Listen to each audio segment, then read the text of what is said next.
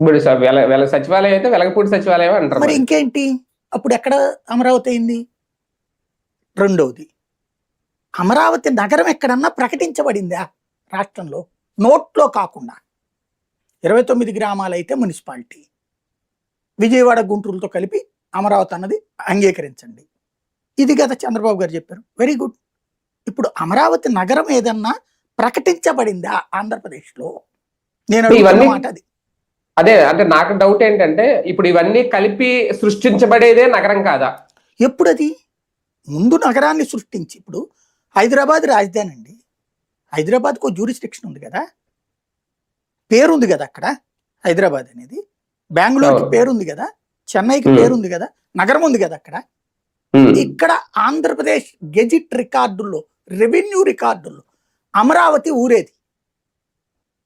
అమరలింగేశ్వర స్వామి ఆలయం ఉన్న ఊరు, పంచాయతీ అది, మేజర్ పంచాయతీ, అంతే కదా.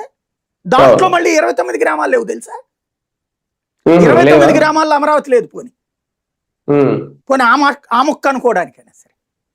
ఎందుకు అమరావతి నగరం ఎవరు డిసైడ్ చేశారు? ఎక్కడ డిసైడ్ చేశారు? నోటితో చెప్తున్నారు స్టిల్ నౌ. నాకు ఎంత బాధ అనిపించిందంటే గుండెల్లో మంట పుట్టింది అనమాట నేను అది చూస్తున్నప్పుడు. ఆ రోజున, విభజన రోజున ఎట్లాంటి మంట పుట్టిందో అట్లా మంట పుట్టింది. ఏం కావాలరా నాయన అంటే ఏం అడగకుండా, కనీసం నిబంధనలు చెప్పకుండా అరుస్తా, కేకలేస్తా, పెంట చేసి రాష్ట్రం విడిపోయిన తర్వాత నీది తప్పంటే నీది తప్పు